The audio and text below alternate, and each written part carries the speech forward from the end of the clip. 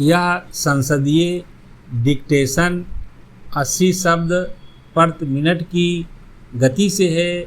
यदि यह आपको अच्छा लगे तो लाइक, शेयर और सब्सक्राइब अवश्य करें। रेडी।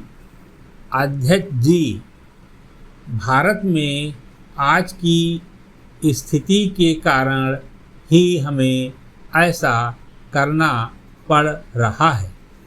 यदि हम ऐसा ना करें तो कमज़ोर हो जाएंगे, हम कायर हो जाएंगे और अपने राष्ट्र के साथ विश्वासघात करेंगे।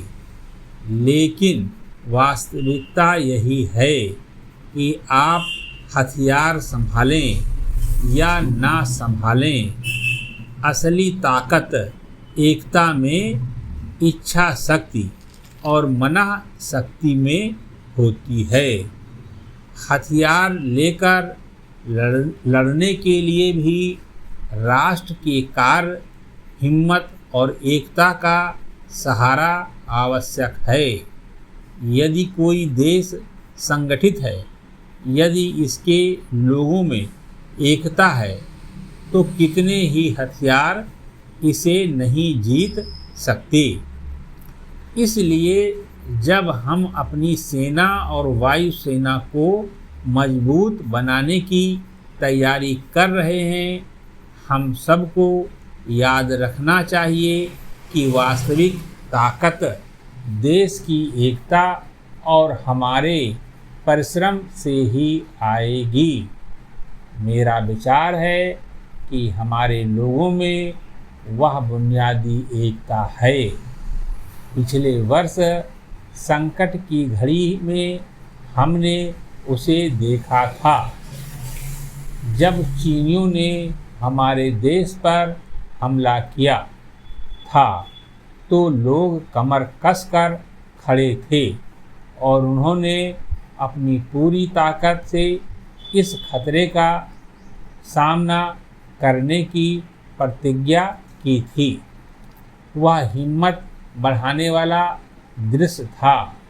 लेकिन कुछ समय बाद जब फौरी खतरा टल गया, जब लड़ाई नहीं हो रही थी, तो हमारे बहुत से लोग फिर आत्मसंतोष में डूब गए और खतरे को भूलने लगे। यद्यपि वह अभी भी बना हुआ था। उन्होंने अपने आप को आपसी लड़ाई झगड़ों, शिकायतों, नारेबाजी और इसी तरह की दूसरी चीज़ों में फंसा लिया। इससे पता चलता है कि यद्यपि हम मूलतः संगठित हैं और हममें ऐसा कुछ है जो खतरे के समय हमें खड़ा कर देता है, फिर भी जब खतरा उतना साफ नहीं लगता तो हम ढीले पड़ जाते हैं और अपने छोटे छोटे विचारों और विवादों में उलझ जाते हैं। पर चीनी खतरा हमारे सामने है। यह खतरा आने से भी पहले हमारे सामने गरीबी का वास्तविक खतरा था और अब भी है।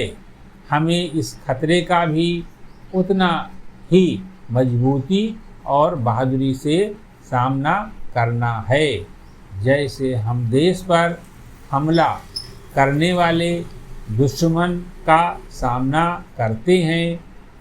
हम अपने राष्ट्र का निर्माण तभी कर सकते हैं जब हम अपने लोगों को उन्नत करें और उन्हें खुश व संतुष्ट बनाएं। इसलिए फौरी खतरा समाप्त होने पर सुस्त पड़ जाने की आदत खराब है। हमें इसे छोड़ देना चाहिए। हमें एकता की बात करनी चाहिए। समाप्त।